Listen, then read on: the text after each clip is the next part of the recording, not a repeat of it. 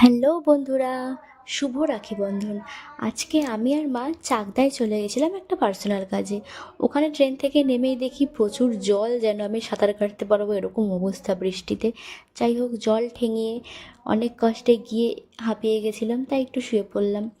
তারপর ফ্রেশ হয়ে দাদা আর আমি একে অপরকে রাখি পরিয়ে দিলাম, যেহেতু আজ রাখি পূর্ণিমা তাই।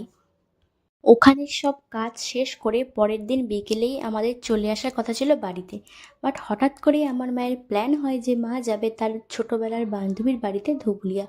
তো যথারীতি আমরা সেখান থেকে ট্রেন ধরে চলে গেলাম ধুবুলিয়া, মায়ের বান্ধবীর বাড়ি মানে মাসির বাড়ি।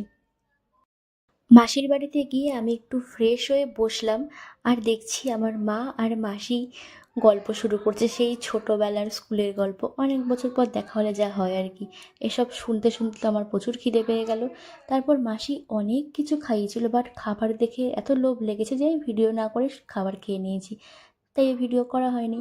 তো পরের দিন সকালে ছিল সোমবার, শ্রাবণ মাসের লাস্ট সোমবার, তাই জন্য আমরা সবাই মিলে, আমি মাসি মা সবাই মিলে চলে গেলাম মাসি বাড়ির পাশে একটা শিব মন্দিরে জল ঢালার জন্য।